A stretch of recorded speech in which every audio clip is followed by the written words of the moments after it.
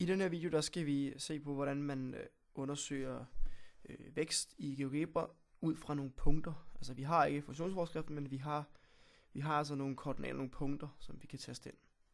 Jeg har en opgave her, hvor jeg kan se, der er et lille skema over nogle timer og nogle bakterieantal nedenunder. Og så står der her, at bakterieantallet undersøges time for time og noteres skemaet ovenfor. Så skal jeg angive, hvor mange procent bakterierne vokser med. Jeg skal angive funktionsforskriften. Og så skal jeg fortælle, hvor mange bakterier, der vil noteres, hvis forsøget var fortsat i 24 timer. Det første, jeg skal gøre, det er lige at hoppe ind i GeoGebra. Og så sige, at jeg skal jo taste nogle punkter ind. Så til det, der skal jeg trykke her på vis, og så tage mit regneark frem. Sådan der. Nu skal jeg sådan set bare taste de her punkter ind. Og jeg skal selvfølgelig altid starte med 0. Se her engang.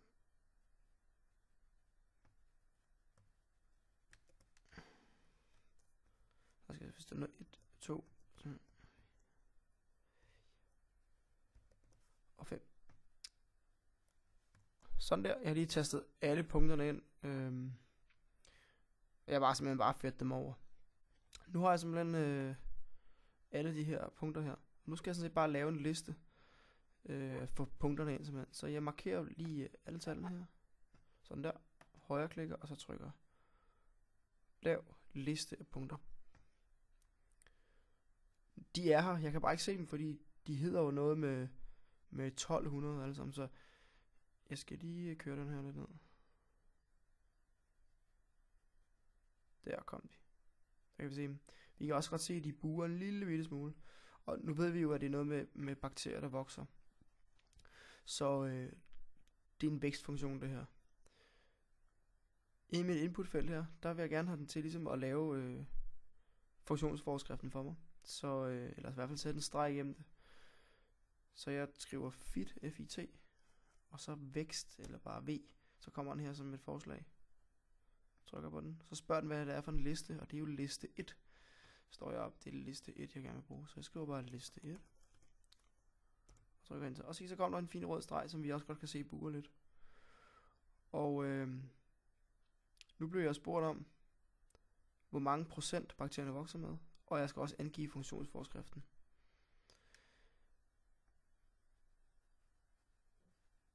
Base-funktionen ser jo sådan her ud. Og hvis jeg kigger på, hvad der er noget med procent at gøre, så er det jo min rente. Så det må være det tal inde i parentesen her, jeg skal kigge på. Jeg ved, at det er renten i decimal plus 1. Så hvis jeg lige går ind i GeoGebra igen, så kan jeg faktisk se her, at den har lavet den for mig. 1200. Det må være min startkapital. Det er det, den starter med at gange med. Og så de her 1,03. Det må være inde i min parentes. Og jeg kan faktisk godt, hvis jeg trækker 1 fra, som det tal, jeg har lagt til, og så ganger de der 0,03, så får jeg altså en procent på 3%. Så den stiger altså med 3%, den her. Og så har jeg jo allerede min funktionsforskrift her skrevet. Så det var 2 opgaver løst i et hug. Så var det sidste opgave, det var, at jeg skulle finde ud af, jamen, hvad hvis der var gået 24 timer. Så der gør jeg bare det, jeg siger x er 24. Og enter. Og nu kan jeg ikke se 24, fordi men den kommer der. Hvor jeg bare lavet en lodret linje op. Og så er det jo bare at finde et skæringspunkt her. Lige der. Sådan der. Så du kan se her. Efter 24 timer, der er der 2439,35 bakterier.